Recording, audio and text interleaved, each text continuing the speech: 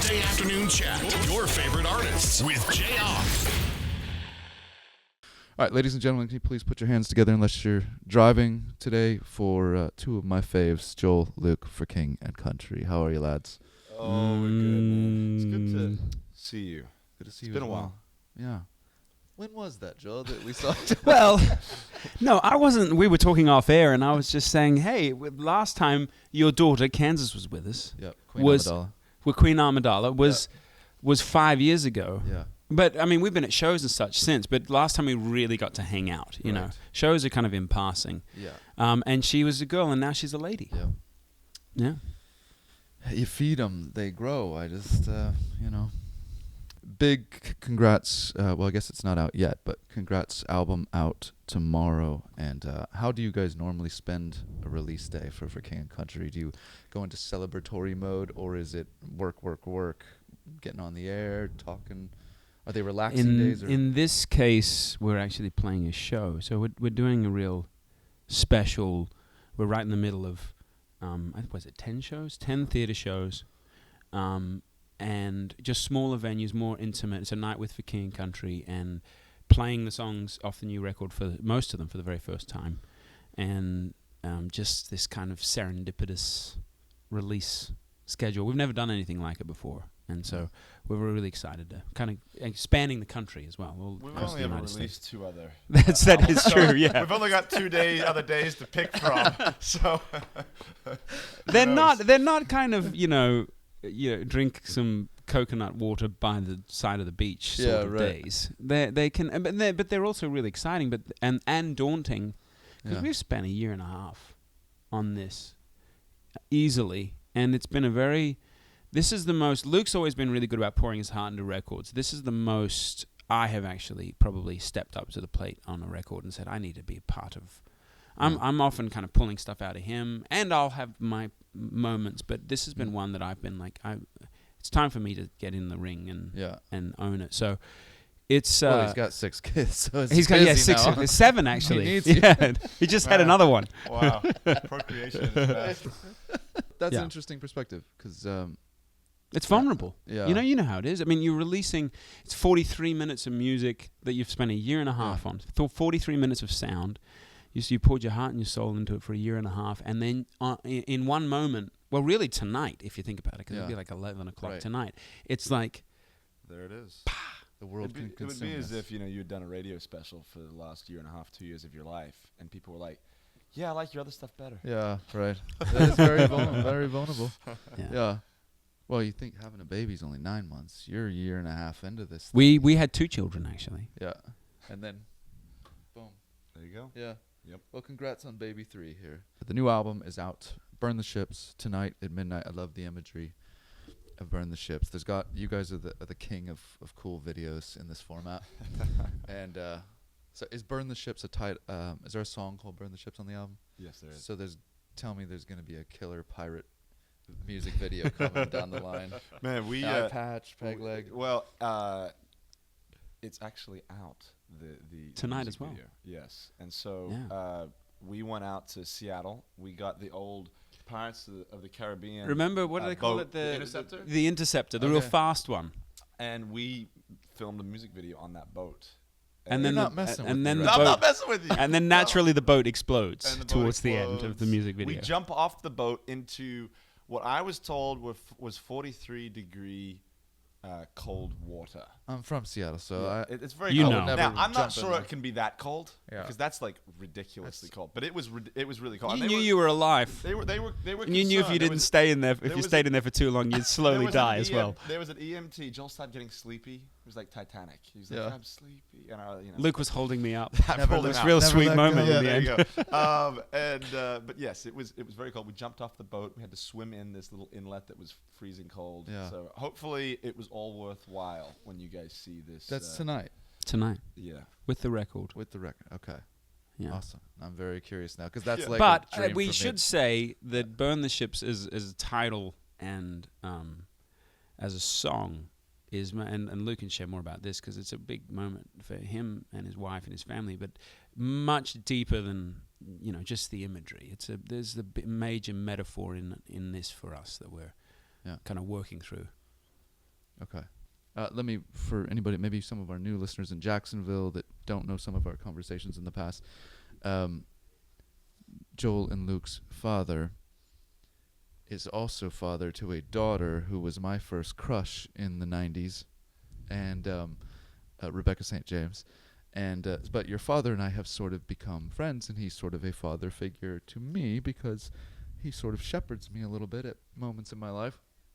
But it gets a little awkward on social media because I finally accepted his friend requests, and you were right. I think he just stays on the outside and observes. Peers in. Yeah. So what is, and also for those on Instagram, you can follow the old bloke. That's right. It's OLE, the old bloke. The old bloke, which is basically you guys taking your father's eccentric moments Yes. and sharing it And with there's the world. plenty of them. Yeah. Yeah, there's plenty of them. So it's a good time. Really good. And this is an interesting thought for anybody that's kind of our age when parents start getting into social media, and how do we embrace this? What is the latest with your father's social media adventures? So before the show, we have a kind of get together. We talk with the crew, the band, everyone, the family. We talk through the set. We talk through the night, kind of grounding ourselves. And we have where most of the time Dad will share a word and we'll say a prayer. And he has this eccentric is a good word. What he calls an introit, which actually, not to go back to burn the ships, the record, but the opening track is called an introit, which is sort of in honor of him, Right. in a sense. It's really an intro, but he calls it the introit, and he will get up on like a table or couches. a chair, and he's not he's not the most sturdy chap anymore. He's about to be 70. Yeah. And so it's a bit frightening because you're afraid he's going to fall over. And he sings a Gary Glitter song. Hello. Hello. Hello. It's good. And no one thinks it's funny because he does it every night, consistently. But the problem is there's usually always one person that's new. Yeah. And they just think and it's then hilarious. Like, oh my goodness, your dad's so funny. Oh. Little do they know. We've seen this shtick for the last 20 years of our lives. So I think if you get on the old bloke, you can see it there Okay. somewhere. I've got to see this now. Yeah. Everybody else is doing face palm, and there's one person going nuts. Is that what There's you're just one saying? person just like, man, your dad's amazing. What You're so this lucky. guy. You, man. Funny. Imagine growing up with this. Little do we know that's what your kids are saying about you, Jayar. Yeah, Oh, yeah, imagine yeah, growing up with this guy. Yeah. Your dad is so funny, Queen Amidala. Anyway, let's play new music. It's actually my daughter, Queen Amidala, that is just a huge for King and Country fan, so she knows the songs before her radio dad knows the songs. And so I already know God Only Knows because she has been playing it like crazy for... God only knows how long. Yeah, that's very true. So I learn about For King and Country through Queen Amidala, and that's why I've heard this song quite a bit. But let's share it with our audience. The album comes out tonight at midnight, and it's got this song on it, but can you walk me up? God Only Knows. Yeah. We were the song was a song that you have your song lists, and it was God only knows that phrase was on my iPhone, and we were sitting down one day to write a song, and it had really struck me the kind of the I guess the tongue in cheek in a sense of the phrase, but then when you really drop down into it, the depth of the phrase. And we've been doing these music videos as well, and so we finished the song and came time to do a music video, and when we were coming up with the concept for the music video, we've been doing one music video a month for 5 months, and this was the third one. It was the same week when we were coming up with the concept. It was the same week that Kate Spade and Anthony Bourdain took their lives, and it just sort of crept up on us. All of these statistics now of the 1980s, 20% of people claimed in the United States that they were lonely. Now it's close to 50%, and it's a weird question when you look at it and you say, well, we're more connected through social media, through iPhones and smart device technology than we ever have been, and yet we're more lonely. And so there's some kind of human interaction that's not happening. And then, even just a couple of weeks ago in Nashville, where we live, a few days into school, a 13-year-old boy took his own life. Like it just feels like you're hearing about it all the time now. And particularly, so we made this video And the idea was just this following this girl's day, and everything was normal. You know, she went to the coffee shop, she hung out with a few friends, and no one knew where her mind was at. So it was kind of a call to action for us all, to keep an eye out for each other. That God only knows, you know, what you're going through, what you've been through, what they say about you. But the kind of central hope and theme of the video and the song is that even though God knows, if this is true, that God is the creator of the universe, and he knows the hairs on our head, he knows us intimately, knows our coming and going, our waking and sleeping, if this is true, and yet he still has this kind of superhero love for us, that's profound. And so the hope of the song is there's a kind of love that God only knows, yet he knows it all. You both have musical wives. And actually the song we're going to do coming up has both your wives on the song. And I'm kind of curious about this because there was a band. Actually, I don't even want to say their name because it's a bit awkward, but it's a band that we played at my station in Nashville, and the guy had a huge hit, and his wife was very musical, and they moved from Portland to Nashville to support his career with this band that we played, and she moved. She went back home without him because it created this sense of you're the star, but I have a pretty amazing voice, and I have to just stay home. Has there ever been kind of an awkwardness with wives wanting to, you know, hey, I'm talented, and your wife had a career. We played her, Mariah Peters. Yeah. So, does anything ever get awkward with trying to support the non-star of the family, but they're still good, you know? Well, I think that for both Joel and I, we both know who the stars are, if that makes sense. And my wife is, birthed 3 kids, right, and keeping our lives together, and so she's amazing. I think if you're gonna look at it as, honey, you're gonna go do this, and I'm gonna go do this over here, then you've got a problem. Yeah. But if when I'm going out on the road, that she's like, hey, I'm right there behind you. You know, I might not be physically there with you, but man, go out there and you sing these songs, and you leave it all out there for people, and we're going to be here. I bring family out quite a lot as well, but if they can't come, we'll be here ready for you to come home. You know, so can I rephrase this? Yes. Do you ever feel the sense of I need to support or give words of affirmation to the fact that my wife has vocal chops too? Well, I think that's why we put her on our song. Well, you know, it's interesting. They've been kind of laced in, obviously. Courtney, for those of you that are familiar with the last record, Run Wild, Live Free, Love Strong, Luke and her had a duet on that, which was a very beautiful, poignant moment on the record. I didn't even sing on that song. And then on this album, I listened through, actually yesterday, this is funny to say, but when you make a record, you kind of, you've lived and breathed it for so long that when you're finished, for us, at least for me, I have to get away from it. Yeah. So I've gotten away from it for the last month or so since it's been finished. And yesterday was the first time I sat down and actually listened through the whole thing from top to bottom. And Mariah's laced into her vocally, because she'd just be in the studio and she's got such a great voice, you just kind of put her in the vocal booth. So Joy, the girl that's doing all the kind of the wailing at the end, that's Mariah. God Only Knows, that intro that we just heard, that's her vocal in and the sample at the end, that's her. And so you go through the album, they're kind of, not only are they written into talking about the songs and critiquing the songs, because if it doesn't pass the wife test, it usually doesn't make it on the record.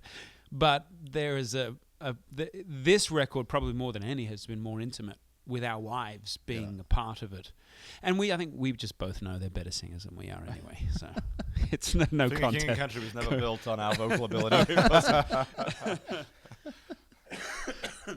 This actually works out great to go into Pioneers right here, which my daughter introduced me to this song.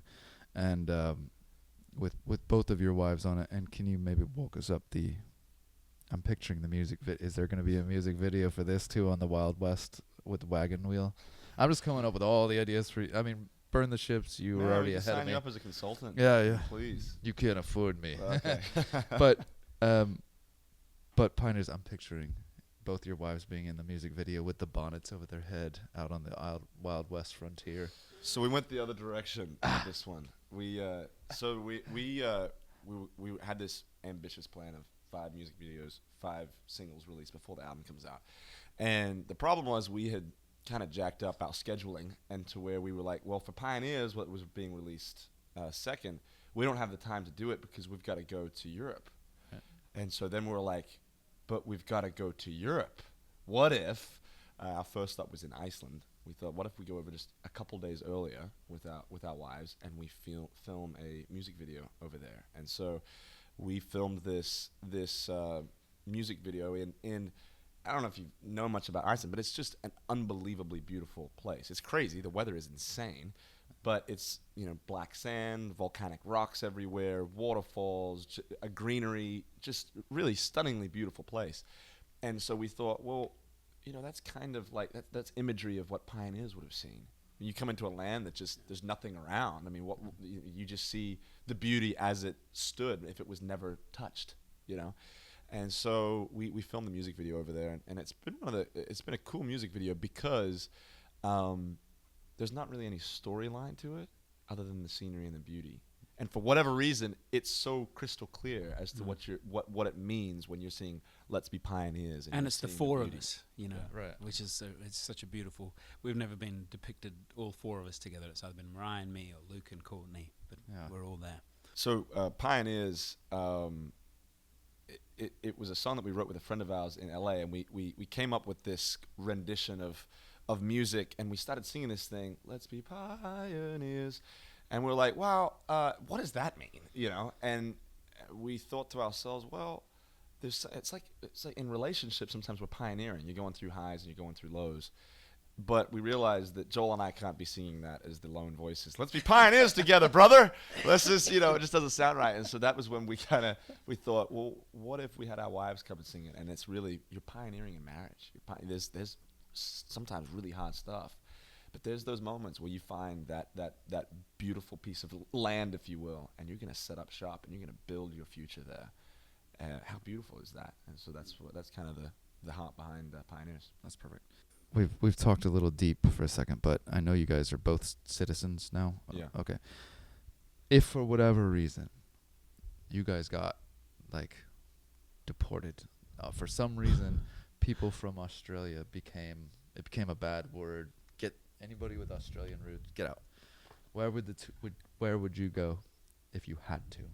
In Australia? You guys are both gone. Would you go to Australia, or has your heart been swayed by somewhere in the country? I mean, you got to bring your wife, obviously your whole family. You just got to go start somewhere else. But you're not welcome here anymore. Well, where would you go? My wife and I have always talked about if we were to go to Australia and we were to go to live back there, that if she was to live back there, she could get Australian citizenship, but she has to live there for 6 months. Okay. So I think what we would do is we'd go back there, set up shop, pioneer a little, you know what I'm saying, and see what's going on. But it's funny, I've never even thought about it because we've got. It's a gruesome question. It is a gruesome question. We've got cousins, and our grandmother is still back there, but. America's the land of opportunity. It's the place where if you have a good idea, you can start a business and away you go. Yeah. That's not the way that the rest of the world really works. And so it's a difficult thought to go, I'm going to throw it all away, and music would not work like this in Australia. You've got basically 8 places you can do shows and have to call it. It's funny, the Hillsong people talk about nobody cares about us at all back home. They're like, it's actually quite refreshing because I can walk down the street and nobody bothers me at all. I come to America and everybody's like, and so because there's less. It's just not Christian radio, as you guys know it, is almost non-existent. Most of the time, those stations are playing mainstream and Christian music at the same time. And so you probably got. Let me just throw a guess out. You probably got 10 stations in all of Australia. Yeah. Don't quote me on that. There's probably something like that, and that's all you got. I mean, there's. Hundreds. Do you guys do well back home on the radio with singles and numbers? Do you know? I think from what I understand, it's been really sweet because they kind of really still, even though we've been gone for a very long time, they still kind of embrace us as one of their own. And so they really say. In fact, I ran into someone last night, and he was part of radio down there, and he said, it was a real. He's in a band. It's a kind of a boy band in Australia. The name's slipping me, natural something or other, and he said, there was a real proud moment on the radio where it was you guys and it was Hillsong and it was us, and the top 3 were all Australian bands. And I thought, I'm glad you're putting us in that category still. That's great. You guys have become kind of the kings in this format of the video. So if there was a faith-based MTV, well, I guess YouTube has sort of become that, but you guys have mastered it better than anybody that we play here at the Joy FM. But which is more difficult, writing a #1 single or having a For King and Country video go viral? Which of those two is the thing difficult? is, I don't think we kind of pointedly always set out to write as gutturally and honestly as we can. And the moment we start feeling like we're pandering or we're overthinking, the songs will, particularly on this record, were very quickly slid off the table of the being contenders. And the songs, because you're not just dealing with the song, your production, and it's such an intricate process. The music videos tend to happen real quick because you just have to. It's like you're spending, $1,000 an hour or whatever it is, and so you've just got to go, or a couple grand an hour, and so they're inevitably easier to film. I handle a bit of the post production as well because our brother Ben does all our videos. So that's the part that gets a bit daunting. That's what's really last 5 months has really done us in a bit. But and then that's the thing about the beauty of art, and the frightening thing about it is you never know. We just did it. Like this. We don't create music. We don't spend a year and a half on an album for ourselves. Yeah. We spend it to express ourselves to people. And so I think it's the same thing with music videos. You ironically, the kind of the most viral music video we've ever had was for Little Drummer Boy. It was a Christmas song, and we just recorded it one night at a live show, and we threw it up, and Isn't that humbling though? That was probably the cheapest. Yes, it was. Yep. Totally. Yep. You didn't fly anywhere. Nope. Do it. No, just we was didn't. what it was. Hey, pull out your camera, dude. Yep. That's great. Last question. I know you have multiple. It's the Small Bone family has multiple members to it. Which one's our favorite? No. Okay, good. Is Luke? You have 3 children. Is Joel the most popular uncle that your kids have, or not? Ooh. Or is there another? Oh, that might be worse than who's the favorite. Yeah. You can plug your ears, Joel, if you need to. It's difficult because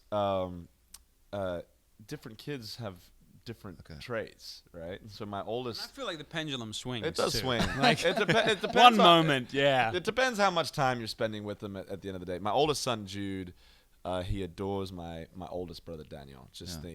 My brother Daniel runs lights, and so Jude comes out on the road with me a lot.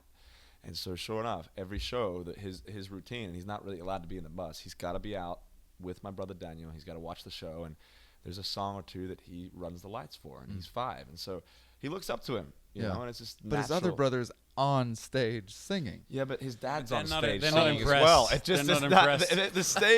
the stage is not a real thing for them. The one trump card I have, the one up I have, no matter where we sit, is I am Luke's children's godfather. Okay. Mariah and I are So their on paper, godparents. you are the favorite on paper. Yeah. Which way was the pendulum swinging? Towards you or towards? Well, we just got our family holidays, and we're all out on family holidays together, and I think we all had some good moments. Here's the thing: people ask me a lot, like, who are your best friends in the world? And I was like, man, I got 4 brothers, and all of them equally at different points of my life in a year. You're closer to. I mean, I work with Joel, and I see him, as much as anybody else in my life. I think it's similar with kids. If you're gonna spend a lot of time with the kids, and unless you're just not mean or anything, they're gonna be like, well, Uncle Joel likes to spend time with me, so he's cool. That's kind of the way kids work. Yeah. Where will you guys spend release day tomorrow?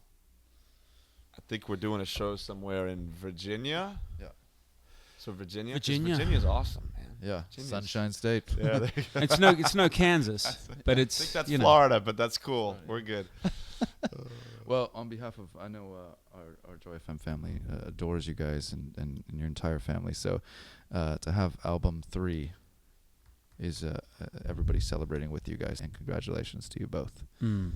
And if we could, just in closing, to you, Jayar, to the Joy FM family, and to Florida, and to Atlanta, A lot of and people to thinking where that. you all reach, and to Tampa, and to Jacksonville, and to Sarasota, and to Gainesville, and to Atlanta, and to Athens. And away we go. Away we go. And the moon. Thank you. Some of the sweetest moments we've had presenting music live on radio has been in your company. And we feel very loved. We feel very loved in this part of the country, in these locations in the country. And a big part of that is your voice of, collaboration, partnership, and belief in us over the last 6.5 years, if you can believe it. Since Well, we I've got began. to. Your dad would defriend me if I did. So He would. You're right. It all comes back to Dad in the end. The Thursday afternoon chat. Your favorite artists with Jayar.